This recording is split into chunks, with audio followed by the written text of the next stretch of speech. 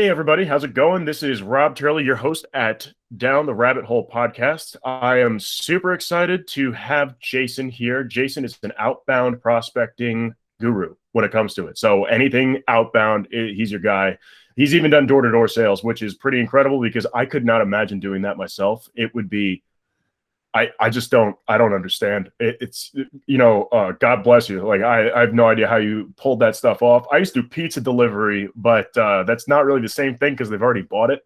I've already paid you. Yeah. Right. And they want the pizza. Yeah, right. Exactly. They want the pizza. And then maybe you can just kind of ask for a little bit more, be like, hey, you want the pizza? Come on, but yeah. But anyway, Jason, please introduce yourself. You do a hell of a lot better job than I would. Yeah. So I help reps and sales teams that, love landing big meetings with prospects, breaking into new accounts, that sort of stuff. But really, struggle with either sending hundreds of cold emails that don't get responses, or maybe you're one of those people that's making cold calls. You don't feel super confident about what you said because you don't have a talk track. You've never been, taught what to say, or maybe people say not interested to you and you say, okay, you hang up and then you go on to the next one. So if any of that stuff's ever happened to you before, that's what we help B2B software companies, professional services companies, really anyone that's doing B2B prospecting, what we help them with now. But I got started going door to door, as you said. So I used to sell house painting services door to door in college in 2008. Yeah, that's right. And they kind of pitched it as an entrepreneurial opportunity. So I thought I was going to be running a house painting business. And then what I figured out, since in 2008, got hired in the winter, and then in March we start, and I figure out, oh shit, I'm going to be going door to door. I was like super shy, introverted. I had braces at the time still too. And so I was really nervous. Yeah, I was one of those guys that I sat in my car for an hour, just kind of going back and forth like, hey, it would be really nice if it started raining right now, so I don't have to do this. Yeah. And right.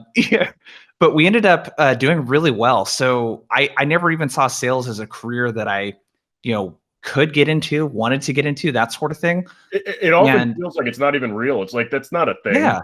Who does that? But it is quite a complex career, actually. The path it goes so many different directions, and what crazy. You actually have to do is so much more involved than you think. Yeah. And I don't know about you, when I was a kid, when I would see, what I thought of with salespeople was, old white guys wearing suits, traveling around in the airports. That's and stuff. Literally exactly how I saw it too. Yeah. I'm like, I don't want to do that. That doesn't sound very fun, and I didn't really have anyone in my family, friends, nothing like that was in sales. I had a few people in my family that ran small businesses, like really local brick and mortar, hair salon, like that kind of thing. So I ended up doing it really well. The part that came natural to me was the door-to-door part, talking to people. It was the sales part of it. So an average paint job's about, it's now probably around $4,000 to $8,000, depending on the size of the home. So it's a decent transaction size. And that all came really pretty natural to me. I sold like $100,000 of paint jobs in a summer, made like 27 grand for school. And I was like, dude, I love sales, right?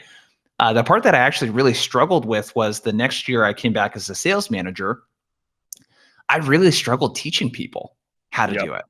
Non-transferables, right? Yeah. And I'm sure you've seen this a lot in your career, the people that are really good at doing the thing, but there's so many innate things in sales that come for the people that are really good at it. Naturally, there's a lot of things you do you don't even think about. Having empathy for the other person, listening, asking questions. If you're naturally like that, sales will probably come a little more natural to you than most people. And all of the things, what they told us was the things that you naturally do are going to be your team's biggest weaknesses. And that was totally the case. So I struggled with that. But the way that I got into inside sales was I was a sales manager with them. And then for a couple of years, and then I became a marketing director. And a big initiative they wanted me to do was launch an outbound call center. So then we got 20, 25 reps in there. I hired a call center manager. And that was my first foray into inside sales and appointment setting. Right. And that brings us up to about 2014. And since then, I've been consulting a little bit prior to starting Blissful Prospecting and helping companies with different kind of lead gen and sales type of things. And now it's focused 100% on B2B. How do we do this outbound thing better? Right, right. I like what you were talking about too with the non-transferables. It's called non-transferable skills, where it's something you innately do that you don't really think about. And learning how to teach those is probably one of the hardest things that I've learned because I'm naturally I guess I kind of call it the curiosity method. Thank you, Justin Michael, for that naming, by the way. But it's being genuinely interested in what they're doing and listening to how they're doing it and then solutioning with them. So I solution sell, not in the sense of I sell a solution. I mean, sure, I do, but it's helping them solve a problem up front to give that value. And the way that I look at it is that if you had a conversation with me and you didn't walk away knowing more or with some sort of value educationally, then you probably didn't have a conversation with me. It was someone else. Like it's always like that. And that's what everybody's told me. This is not based off my opinion. It's what every single person has told me. And so that's a funny thing, is that how do you teach people to educate while they sell, or to solution with somebody while they sell? You need a lot of business acumen. You need to understand how things connect. You need to be able to think in a network format, connect things that are once disconnected, or see things how they fit. And there's probably the same thing for you with communication, where you're just personable. You like talking to the person. You just walk up to them and have a good conversation. How do you teach that? It's a behavioral skill. So behavioral methodology and teaching behavior is one of the most important things. One of my good friends, Marcus Kauke, which you probably know, is that he's the master at teaching non-transferable skills. And it's about that behavioral method. Is that something that you're currently doing within your teaching practices? Oh, absolutely. I mean, for prospecting, that's probably 80% of the game right there, is your conversation. It's the art of the conversation, especially in a cold call. And the way that I think about it, what my business coaches have taught me is this framework called FORMAT. It's the number 4 and then MAT. And unfortunately, it's not a cool acronym, which I feel like it's a total waste. But right. It's a framework that they use in education to come up with curriculum and to teach it.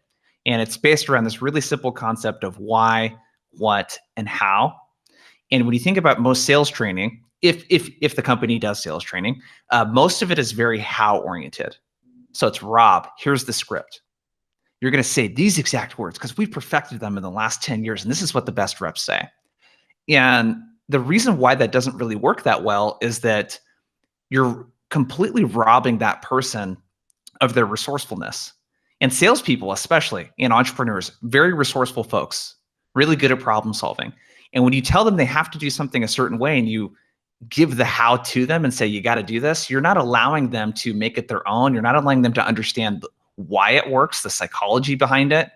So the way that you really want to teach things, the way that we really focus on this in my business when we're working with clients is, well, what's the why behind this? If we look at a cold call, for example, what is the why behind the first 30 seconds of the call? What are we trying to accomplish when we introduce ourselves?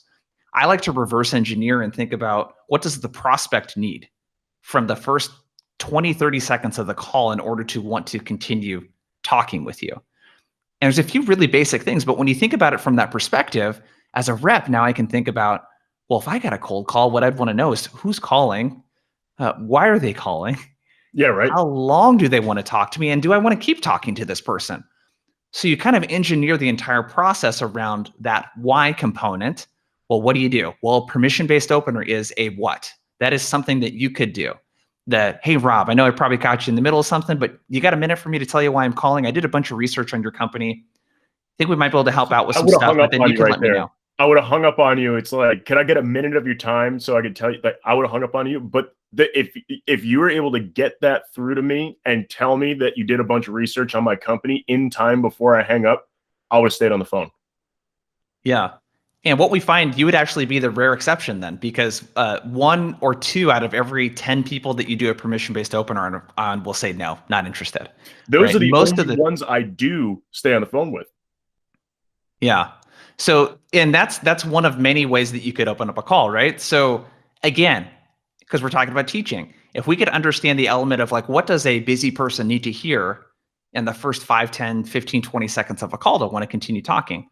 Well, if the permission-based opener doesn't work and you've only been taught those exact words to say, you're not even going to know what to do next, right? You're going to go look for some other script, right? So those are some kind of different methods. I don't know where you want to go. This is down the rabbit hole. Is I the think it's theme here. So interesting we how can you're saying with the script though, is that I've found with a lot of script cold callers, what happens is that when that script isn't being followed, because they're told, okay, you say this, and then you respond with one of these three things, and you respond with one of these three things, and there's certain pathways to take and all that stuff. There could be multi layered scripts and things like that. Usually it's only one unidirectional. But as soon as that script gets broken and you ask them something outside of what they're supposed to say, it's like total shock. They're like, I don't, or they just go right back to the script. Keep talking. It's like, hey, I asked you a question. What, like, hello, are you a robot? Like, so Yeah. it's allowing them to stray from the script because there is no script. It's called a conversation. And if there's a script, it's no longer a conversation. It's a sitcom. And that's not how real life works. Yeah. Yeah, I agree with you. And I think there's a lot of debate around, it's really, kind of nomenclature. Do you call it a script? Do you call it a talk track? Is it a bullet points? Whatever it is, you definitely need to have some talking points, right? You need to have a good idea of what you're going to talk about. You need to have a good idea of, hey, when I talk to people like Rob in this role that run this type of business, what are the 2 or 3 probably most common priorities that he's going to have that are top of mind? And then what are the 2 or 3 things that might get in the way of those things that he may or may not know about? So I'm going to make the conversation about you, and I'm going to start with your priorities and what you're focused on. I mean, these as a way to kind of filter the conversation, no different than you would do in a cold call is really kind of like a mini discovery call when you think of it. Right. In 2, 3, 4, 5 minutes tops, what you're going to do is really just figure out, hey, does it make sense to have another call or not? And we can have a conversation around that too, because some people don't like to ask questions in the cold call and find problems or pain, or at least get an idea of what the person's focused on. And what I find is that, and what I find is that, it might take longer than that to do that way. And you might set fewer meetings, but those meetings are better and they actually will show up to the meeting versus you spending 2 minutes with someone or a minute and a half and saying, hey, I was calling because I'd love to talk to you for 15 minutes, later next week. Do you have 15 minutes on Wednesday at 12 p.m.? Yeah, sure. Okay, I'm going to send you an invite. Awesome. We'll talk to you then. Okay, 20% of those people might show up. Yeah, that's a complete waste of time, in my opinion. To make calls and to not have 80+% of people show up is a complete waste of time. Yeah, and those quick cold calls, I mean, salespeople are pressured to make a certain amount of calls, let's say 50 calls in a day, but that quote is part of the problem too, because the most effective cold calls are between 5 to 8 minutes long. So if you're doing 1 minute, 2 minute calls each time because you need to get through your quota and actually make it through the process, that's poison to the sales process, because the most effective cold calls take a longer amount of time, and you're buying time, 17 seconds a clip. Do I still want to talk to this person? Do I still want to talk to this person? Do I still want to talk to this person? Do you finally get the lock in with asking the right question where, you get them, it's boom, clicks. Okay, I want to talk to this guy. And how do you feel about the value prop up front process, like that type of a cold call where it's like, just drop the value prop as quickly as possible in a way that's going to seem valuable to them? Well, I mean, it depends on what your value prop is, and it depends on what it is that you're selling and how compelling that is. So like to share a little bit more detail, when you say value prop, that can mean a lot of things. For some people, that's, hey, Rob, at Blissful Prospecting, we are one of the top rated sales training companies for SaaS companies, and we deliver XYZ result. That, I don't think there's any place for that in a cold call. Yeah, that's not a value prop. That's explaining what it is that you do. Like a value prop, for example, let's see. With my company, it's like, we enable sales teams to know more, win more, and close often. Have you been having issues with your close ratio, especially after COVID? And have you been having issues with having enough knowledge about your ideal customer persona? How deep does that really go? Yeah. Well, I think the reason why I bring this up and why it's important, because that's when people think of value prop, they think of the we help companies with ABC accomplish XYZ results. When that's not the value, right? That's what people think of. So another variation of that, it's called a problem proposition, is you could say, hey, a lot of people I talk to, like Rob, complain about this or have this problem, right? Where their reps are making hundreds of cold calls and setting very few meetings. And they hit this point to where they can't increase the activity level of this person to get better results. Right. That's something you've come across, right? That's another way to do it. I think is okay. The thing that I like to do at the beginning is lead with their priorities. So if you can lead with, so I got a guy, Ethan, right now in our prospecting boot camp, and this is the difference between him setting 7 out of every 100 cold calls for a meeting versus 1 out of about every 3, which is really freaking good in my experience. Yeah, if you can incredible. set a third of the people you talk to from a cold call into a meeting, it's really good. The transition he's made is going from problem and starting with a problem, because you could totally swing and miss. So if I miss the problem, you're like, no, actually, I'm good. Well, then what do you do? Okay, well, the next problem is this. Do you have, you can't really do that. Yeah, then you're playing 20 questions. They don't want to play that game. The momentum is entirely lost. So if you can talk to, he's selling it to VPs of marketing at large insurance companies. So the problem they have is they have very small marketing departments, very big teams, and it's very hard to manage like the content that marketing provides to the sales team. Mm-hmm. So what he's leading with is their priorities, and it's very specific. So when he does discovery, he's listening for, hey, Rob, I'm sure you got 100 things going on right now, but what are the top 2 priorities? And he started finding these patterns in his sales calls, and this is how he would lead with his cold calls. So instead of saying, hey, Rob, when I talk to people like you, typically they tell me they're working on increasing revenue and reducing risk. Which one of those are you working on? People are like, okay, no shit, dude. Yep. Yeah, everyone's working on that. But if you can get really specific and say, hey, Rob, typically when I talk to VPs of marketing like you, they tell me one of 2 things. One is that they're trying to reduce risk in terms of the content that their brokers are sharing. How do you at scale make sure they're not sharing something they shouldn't be sharing? Oh, and then yeah, 2, that is for sure an issue in that industry. Yeah. And then 2, when it comes to your sales team and the sales process, how do we create personalized experiences for your prospects at scale? Because your website, if we're being honest, probably looks like your competition's website. So how do you create that differentiation through the sales process? Which one of these things are you focused on the most right now? And when you can have really specific language like that, oftentimes the response he's getting is people will kind of laugh. Yeah, I'm totally focused on those things right now. And then now I'm talking about something I know is going to be relevant to you.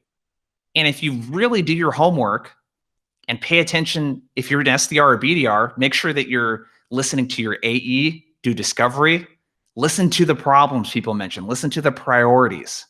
Because if you can't leading, solve, then you can't help them. Exactly. But the big point here is that this is a cold call.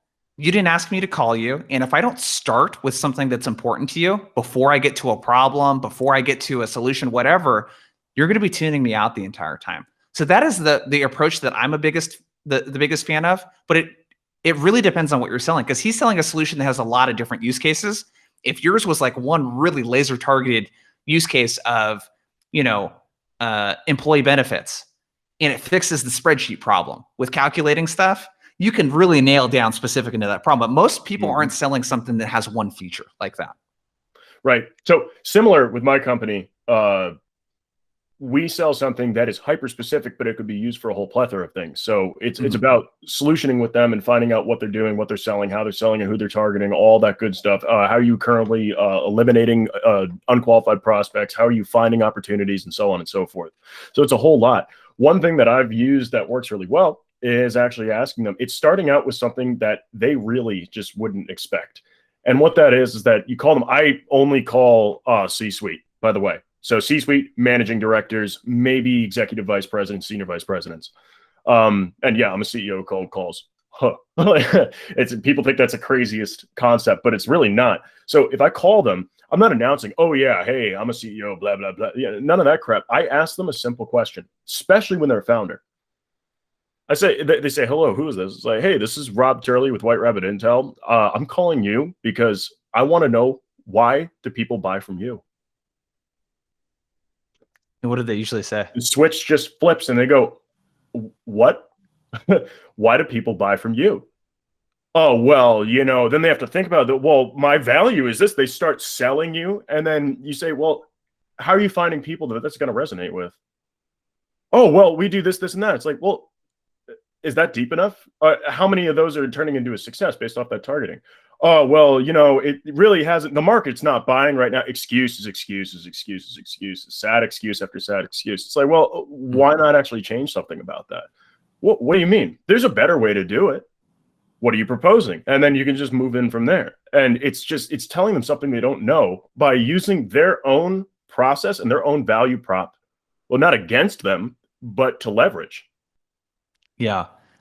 So one thing I want to point out that you did there is the how oriented questions are very important. So, because when you ask how instead of why, what you're getting them to think about is process. And once you get someone to talk about their process, one, they're talking, but then two, that allows you to figure out where you fit. Because cold calling, the hardest part is there's a book that's really good. It's called You're Not Listening. And long story short, my wife, it was assigned reading from my wife. But one of the things they talk about is that when two people are in sync, when you're like, we're communicating right now, our brain waves are actually more in sync with each other. They've done all these really cool studies with this. And what you're trying to do on a cold call is you're trying to basically get on that treadmill and start running alongside the person as quickly as possible and get to their speed and their tempo. You just gave me the best picture in my mind of what that would be. Yeah. So your prospect's there on the treadmill and you're going to run to the gym and go, like this kind of thing. And when you're doing that by asking a how question, you're getting them to talk a little bit more about what they're doing so you can get on that treadmill alongside of them and you can join in on the conversation versus talking at them. It allows you to become more in sync with them. Yeah, exactly. And I think that's interesting. What you're saying is the how questions are so important because everybody wants to how-tos. Think about that. You post 2-minute videos. How-tos are the most watched videos out of anything. 30 seconds, 2 minutes, whatever it is. It's a how-to because everybody wants to talk about how. Also, when they start talking about the process, they start talking about themselves. It becomes about them. So the cold calls that I have, if it's a connect and they're willing to speak, usually go about 10 to 15 minutes on average. That's how long. That's a really long time to be on a cold call. Yeah. But my success ratio, like I did a cold call knockout, that competition, right? So each cold call lasted about 10 minutes. And I was calling the hardest market segment, financial companies, right? Or equity companies. I was calling managing directors or CEOs only. Only 4 of them connected because they never pick up. 4 of them connected, and 4 out of the 5, it was either I set a follow-up, a meeting, or they gave me a direct referral. 4 out of 5. And I was just random cold calls, just out there doing this method. And it's the how. You're asking them, what is your business? Why do people buy from you? Because no one asked them that. Everybody's just like, hey, you want to buy this thing? Or, hey, do you have this problem? Or, hey, it's really out of context of what they're used to receiving. Because guess what? You're asking them, why do you sell what you sell? Why do you do what you do? And all they care about is their own product, their own company, and what they're doing is helping people. That's the major thing when it comes to higher level people, C-suite executives, is that all they care about is what they're doing. They believe in the purpose, and they're the ones that are driving the value, the purpose, the mission, and the vision down to the rest of the company because it's a top-down perspective. Yep. So I just thought it was an interesting concept behind that. Yeah, no, I think it's super interesting. And you bring up another really good point too. There's this kind of thinking that if we're selling to technical people, we have to be really technical. No. And I interviewed, it's absolutely untrue. I interviewed this David Silverstein and this other guy, I'm forgetting his last name, a guy named Randy. They wrote a book called 15 Minutes. No, I Don't Have 15 Minutes. The concept behind the book is really cool because David is, sales. He's a VP of sales, been selling into IT professionals for 20 plus years and now has a team. Randy is a chief information officer at his company. They wrote a book together on how to sell to technical executives. The very first thing that Randy said is that I care about business value. I don't really care about technical value or technical use cases or anything like that. It's like, what's the business case? Because I'm in charge of the technology, but the technology is to grow revenue or increase bottom line or reduce risk. I only care about those 3 things. CTOs are not coding. They're thinking of business cases for their developers to be able to code something that's going to be useful and drive more value to the demographic. All they're thinking about is business cases from a technology perspective. So if you're able to give them a business case, it's more valuable because if you start speaking tech, you're not going to match their level. You're not going to. They know more than you do. It's their product anyway or whatever they're building. There's no reason to try to match that. And you don't need to. That's the thing is like, you really don't need to talk about the technical parts. So I think this priorities thing is really important because you can't guess this, by the way. You got to ask people. Every chance you get when you talk to your personas, you should be asking them what their priorities are and like what they're focused on and what's top of mind for them and what's getting in the way because you'll find patterns. You do. And it's I think the other thing that people have to get over is when you're doing outbound is, well, aren't I guessing? Well, it's a very educated guess. It's a hypothesis, actually. Think of like a scientist making a hypothesis is a very educated guess, and it's based on a lot of data. So you're not just guessing and winging it. You're coming in with a hypothesis that, hey, based on the 80 other people like this person I've talked to, of which 3/4 of those people have told me that their top two priorities are this thing, I could probably make a pretty educated guess and a hypothesis that they're probably focused on the same thing too. Right. I would agree. You just kind of pretty much explained the whole reason my company exists, by the way, is that it's creating accurate, mathematically produced hypotheses behind a sale, cold outreach. Are they going to be a good fit? Are they going to fit your client ecosystem? And are they going to resonate with you? It's answering those questions using math instead of having to try to figure it out and look at everything. It does it for you type of the sense. But that's the idea. Is that the hardest part about outbound, what I think, is being able to understand who you should be talking to, who you shouldn't be talking to. Yeah, no, it absolutely is, because, and this is what Marcus and I talked about last week, is this prospecting waste, all the waste that is involved in the outbound process.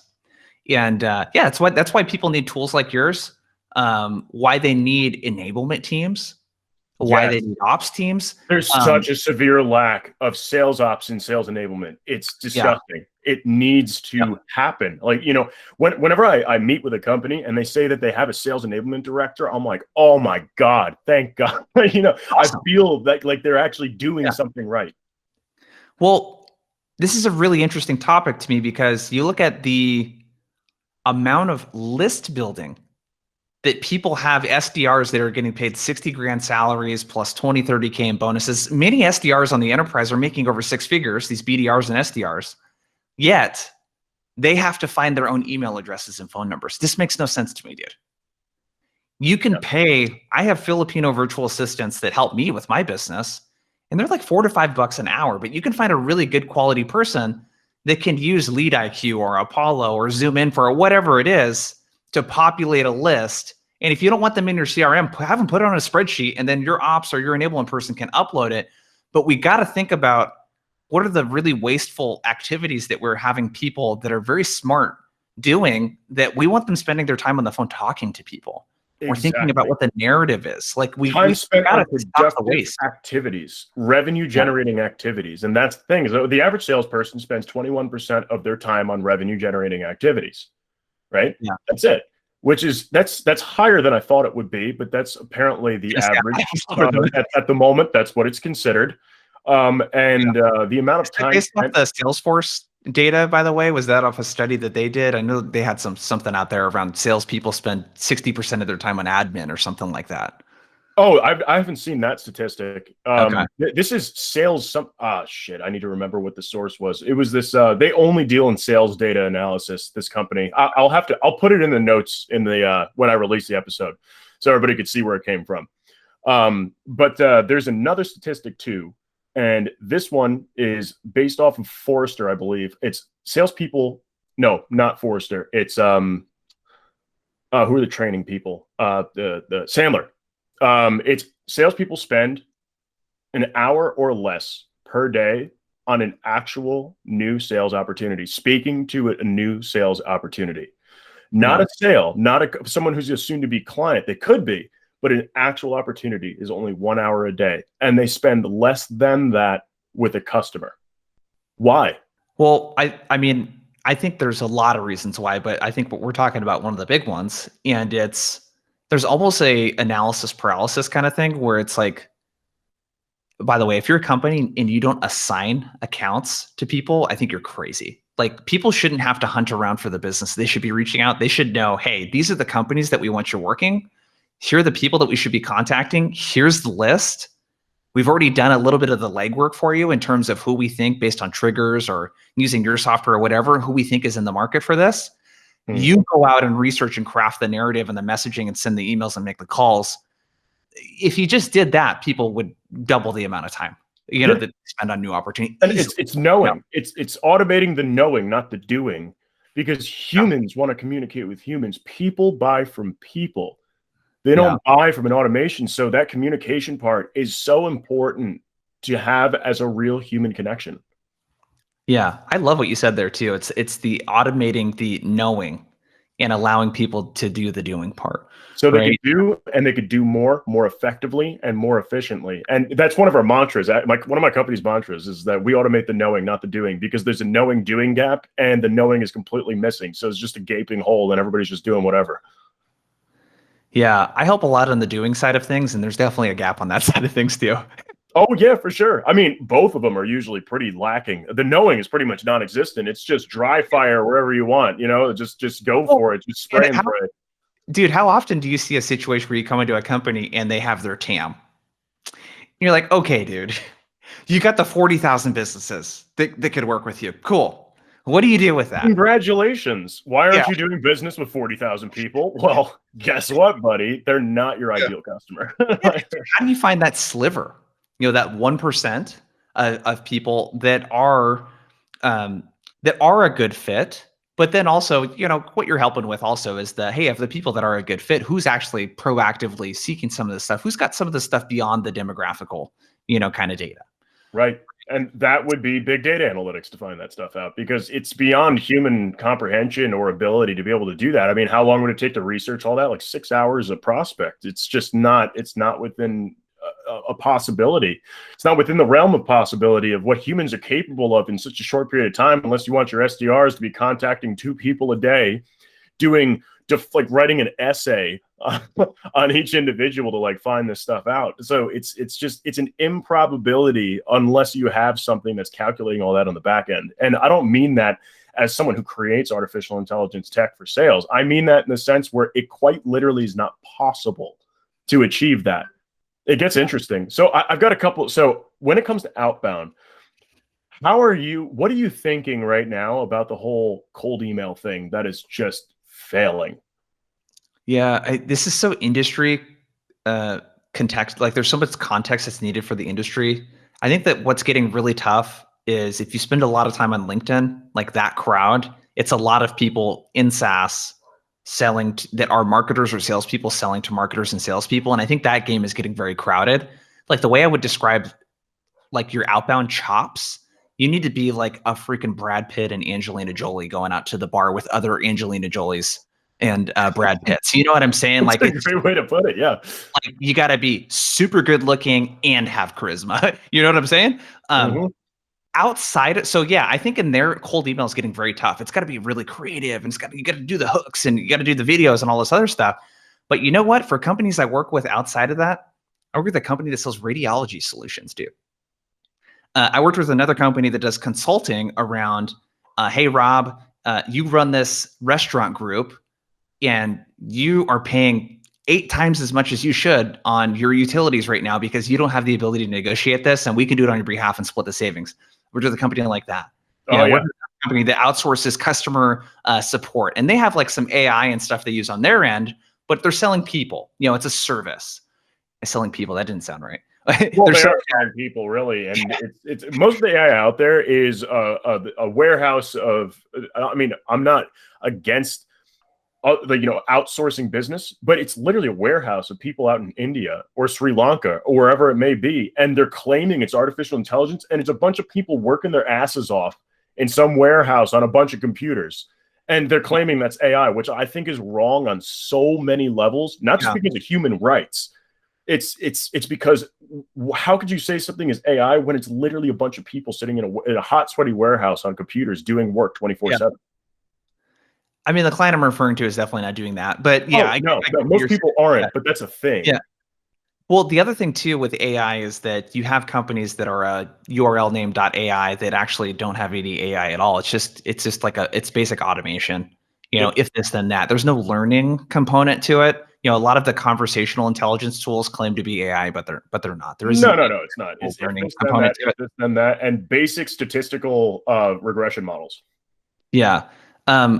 I forget what we were talking about before. You said you wanted to talk about cold email. So I think in tech, with cold email, you got to have really good chops, man. You got to have really good chops. Outside of that, it's really comes down to keeping it a really the messaging framework follows the same thing we talked about in the cold call.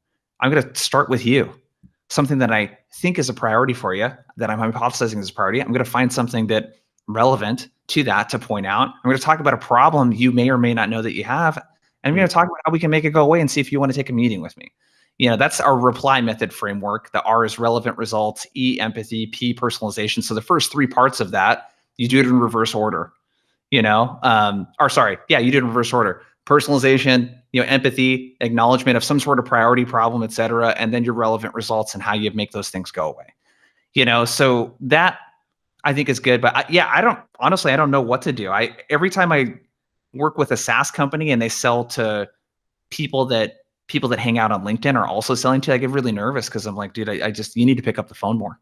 Like email is going to be a really cluttered channel for you guys. Like you need to be calling these people. A phone. We talked about this before we hit recording. Phone, that is the place to spend time on right now, channels wise. Is the place. You need to be getting direct dials, mobile phone numbers.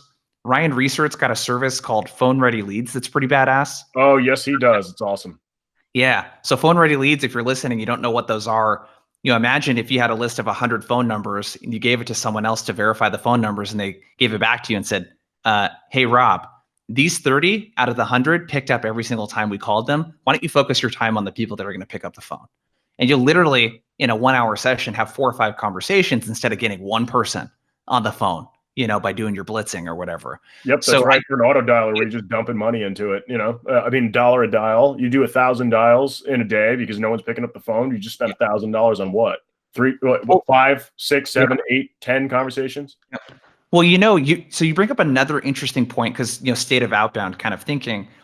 There's people attacking this, it's harder to get a hold of our prospects problem in 2 very different ways. On one end of the spectrum, you have the auto dialers and the connect and sells and all of those other people. They're like, we're going to attack this with like really aggressively volume wise. Yep. We're going to do parallel dialing. We're going to do, we're going to do that. And the thing that I hate about that is that they'll talk about, oh yeah, we have a 10% conversion rate from cold call into meeting. I'm like, that's horrible, dude. I get that you're having more conversations, but you have to talk to 10 people to get a meeting. That's still like, you're more productive, AKA because you're talking to more people, your talk time is higher, but in terms of the actual output, it's still atrocious. And the amount of calls that you're making, it's approximately 3,000 dials for one sale. That's what, so think about it this way. With Connect and Sell's actual data analysis, they do what? I think 48 million cold calls a year run through the system.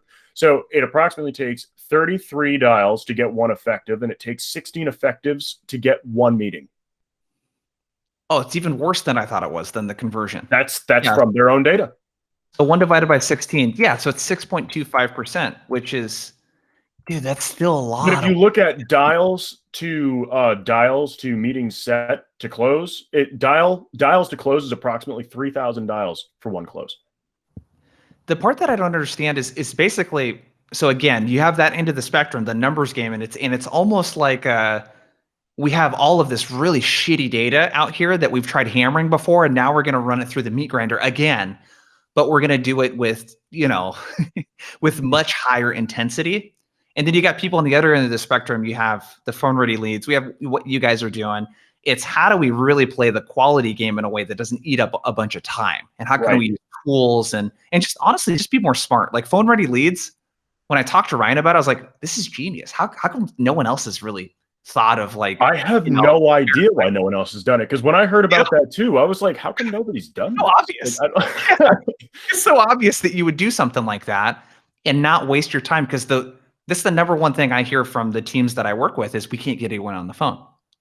And you know what? Most of them are actually not making as many calls as their CRM. Yeah, as they say they do. They're like, oh yeah, my reps make 100 calls a day. Try like 40. Okay. I'm like, how come when I pick up the phone and call people then, and I'm not even using phone ready leads or a dialer or anything. I can get 3 or 4 people on the phone in an hour. How come I can do that? I get the same result, man. I get the same result. I could just call a couple people. They're going to pick up. Yeah. When I have people, so another thing I think if you're a sales leader listening to this is you have to, in a virtual environment, have virtual call floors set up. So you need to have days and times each week where you get your entire team on, even if they're AEs, whatever, for an hour, everyone is doing a call blitz together. Because you know what, when you're on, and you as a manager, make some calls too if you want, But like when you get people all on the same page like that, and there's that a little bit of that virtual sales floor, all of a sudden people pick up the phone for some reason. Kind of weird how that works, you know? And I think that managers should also call, because otherwise they're totally out of whack. They should also be calling. It's experience what your employees are experiencing. Otherwise, just don't do it. That's why I do cold outreach on LinkedIn. I do cold calls because I'm a CEO, but I'm still experiencing what my salespeople are experiencing. So you can relate to them. So you can understand what the whole market's looking like. So you can give them actual, relevant, timely advice. Yeah. And you can come in and say, you know what? I just don't buy it that you haven't been able to get in on the phone because I made 3 hours of calls this week, calling the same stuff. Here's how many conversations I had. So what's going on? Right. You know, you can have more real conversations and actually know. So yeah, I'm 100% with you on that, man. But yeah, that's kind of the two ends of the spectrum. You got people that are just chewing up and like, how can we use technology to increase the volume? And you got, how can we use technology as a sniper rifle? You know, and be much more targeted. And that's the way it should be done. That's why we exist. So you could find the people that are going to be the most likely to engage. But then you have things, phone ready leads. So the people who are most likely to pick up the phone in the first place. So you have the best chance off the bat without wasting. And that's the thing with technology. It's getting so good that there's no reason to do that blitz like that. There's so much waste in it. And think about the morale of the sales team. If they are calling 1,000 people a week, and only 25 people are picking up the phone, that is horrible for the morale. You should have the things set up so it is more like a sniper rifle, not only just because it's more effective, because it will help give peace of mind to the salespeople who work for you. Yep. No, absolutely. And you said peace of mind. You bring up another really good point in that there's so much we forget, I think, sometimes, especially with all the technology, that I call it drinking the KoolAid, the company KoolAid. Like with your team, what are you doing to instill belief that your product is really great, that your service is really great? You know, as a sales leader, it's every time you get a good customer success story, don't share the sales that your team makes. Don't just do that. Share the wins that your clients are getting, because then that's a story they can tell on the next cold call. That is exactly what we do. Yeah. And you can have the conviction, because that's the thing missing with most cold calls. It's not even what people are saying. It's the, hey, Rob, I hear you. I know you're busy, but you got to meet with me. I promise if you spend 20 minutes with me, I'm going to show you some things that are going to blow your mind. Yeah. You know, like you have to be able to say it with that conviction. And if you can't, people are just not going to, they're not going to take a meeting with you. Yeah. The proof, the passion, and the persuasion. That's the way I look at it. Yeah. 3 Ps. It's the proof, the passion, and the persuasion. The proof is that they can see that their product works. The passion is the belief that what they're selling is going to help people. And the persuasion is the ability to actually run a conversation. Yeah. It's interesting, but a lot of people, they don't believe in what they sell. And that's a huge problem, because if you don't believe in what you sell, why are you working there? It's not only that it was a failed hire. It's that the person who's working there that doesn't believe in what they're selling, you just stop working there. If you don't believe in it, stop working there. Yeah. You know, those companies, you know, like American Eagle and all this, they'll have like a street team. Oh yeah, of course. People that love the brand so much, right? When you're prospecting and selling, you got to think of it like that. You are a brand ambassador on behalf of your clients. You're telling your clients, like you're shouting from the rooftop how awesome your clients are and what they're doing that's so great. So you got to think of it like that. You're a brand ambassador and you have to believe in that. And if you don't, figure out what it takes for you to do that. Look, I can't tell you how many sales teams I could ask a whole group of people, can anyone tell me a customer story? Can anyone tell me? I don't even know a single one. It's crazy. They know some average statistics that marketing put on the fucking website, and then what? Yeah, that's it.